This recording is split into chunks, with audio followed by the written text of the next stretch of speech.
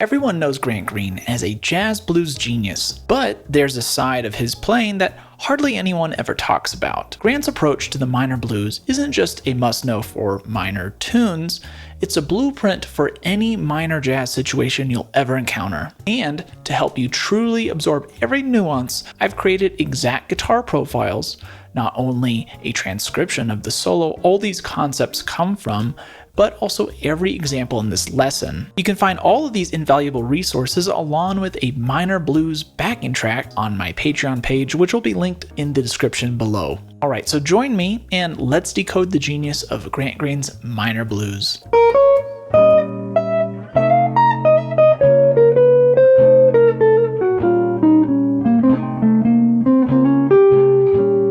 So in today's lesson, we're going to pull foundational concepts from Grant Green's amazing minor blues solo over his tune Tracin Tracy. This solo, he plays beautiful minor ideas that flow effortlessly in and out of tension and release.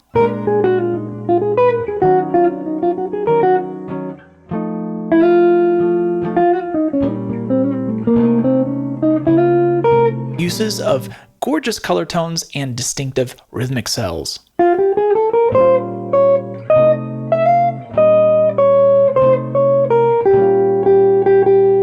And of course, delivers those truly amazing blues ideas that just scream Grant Green.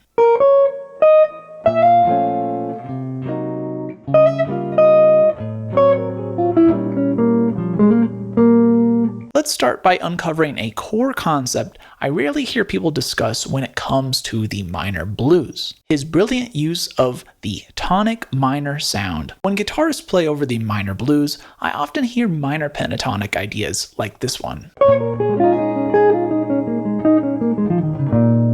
While there's absolutely nothing wrong with that approach, Grant shows us a more bebop-infused way to tackle this minor sound using what is called tonic minor. It's kind of a way to imply momentary 5-to-1 movement within a static minor chord. Check out this line for example.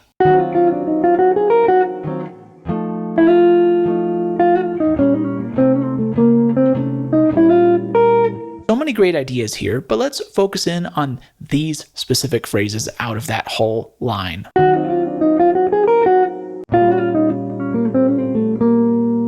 Notice anything similar? They both subtly imply the tonic minor, which can be heard by playing a minor 6 or minor major 7 chord.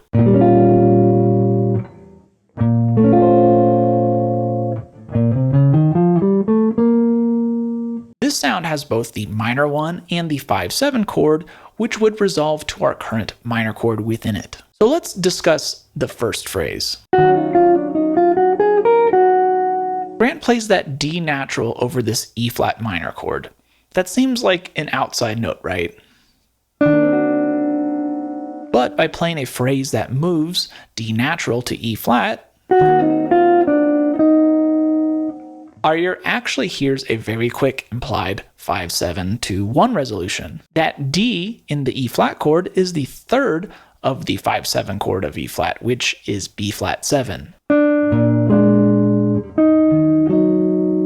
He does the exact same brilliant thing on the second phrase of our line with the A natural over our B flat minor chord.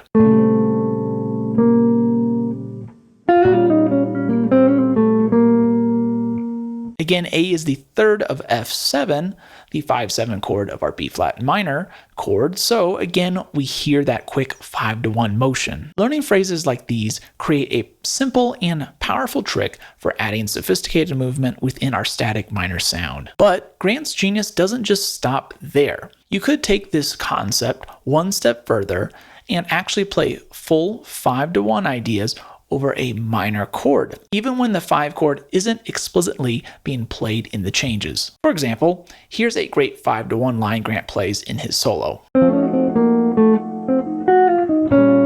This phrase clearly outlines F7 moving to B flat minor, so we could honestly just play this whole 5-7 to 1 line over a static B flat minor chord and it will sound fantastic. Then we can even tag on a minor phrase to the end of it, kind of like this.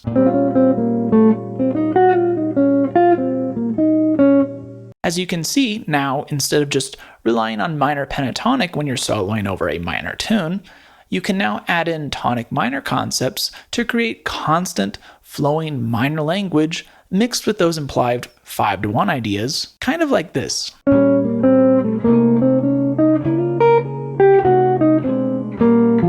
If you're interested in even more ways to dig into the tonic minor sound, then check out the video in the corner of this screen. The second major concept I rarely hear people discussing when breaking down Grant Green's minor blues is his masterful use of color tones and distinctive rhythmic phrasing. For example, check out this line from his Tracin Tracy solo.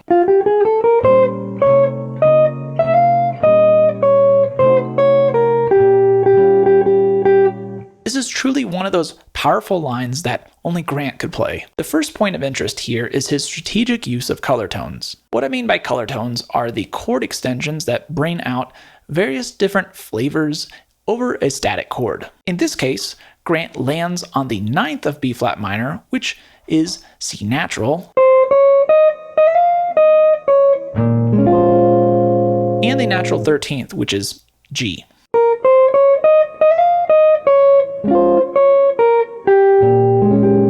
Another beautiful chord extension you can emphasize over minor chords is the 11th, and over B flat minor, that's going to be E flat.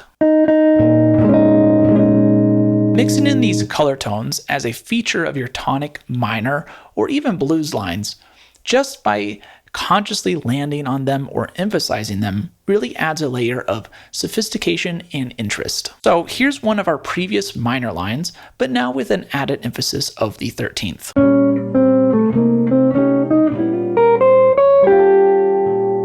Grant was also a master of rhythm, and for a complete lesson on his rhythmic concepts, make sure to check out the video in the corner of this screen. In this solo, he constantly shifts between various rhythms, from eighth notes, quarter notes, and triplets.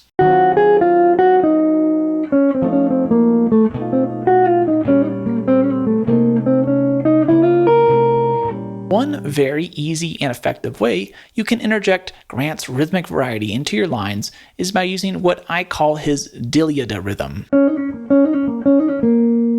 You heard it just there, but what is it exactly? It's a rhythm Grant uses to fluidly move between either scales or arpeggio tones. Check out this line, for example. Instead of just playing straight eighth notes like this, Grant embellishes both moving through the scale with the Diliada rhythm and also arpeggio tones with the Diliada rhythm.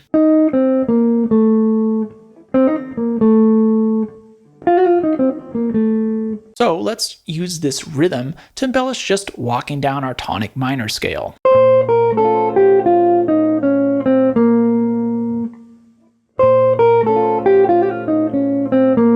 And if we use the Diliada rhythm to embellish a B flat minor 6 arpeggio, it would sound like this.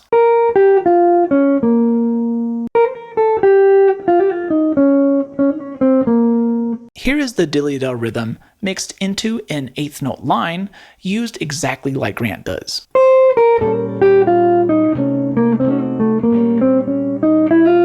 This is a direct piece of Grant's rhythmic genius that you can immediately apply. Lastly, I just want to point out some of the great blues language Grant uses in this solo. I really love this phrase from the end of his first chorus, for example.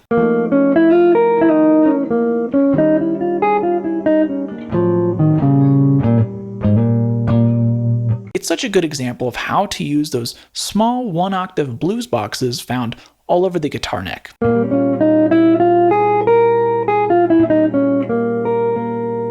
I also love this blues phrase from the start of his second chorus.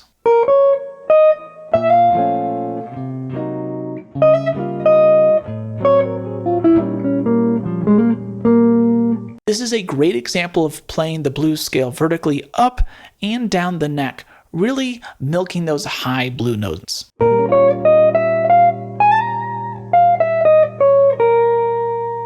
Also notice how Grant hits that minor 11 extension again, which is coincidentally a part of the blues scale, adding that beautiful sophistication we talked about with color tones from before.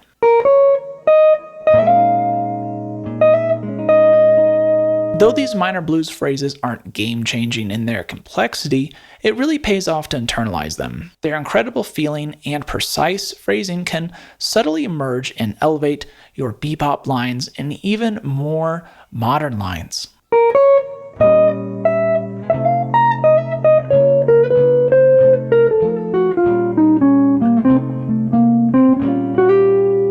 Grant Grain's approach to the minor blues is a masterclass in elegant, simple, and profound musicality. By decoding his Tracin Tracy solo, we've uncovered a unique blueprint for tonic minor, rhythmic phrasing, color tones, and his classic blues language. These are concepts you can apply to any minor situation you encounter, giving you access to that perfect minor blues sound that surprisingly few people discuss. And remember, you can find every example in this lesson, along with a blues backing track and a bonus etude and lesson applying these concepts on my Patreon, which is linked below. And speaking of Patreon, I want to give a shout out to those Patreons that make this possible. Without you guys, none of this would exist, and I truly appreciate your support. Thank you. And that's it for today.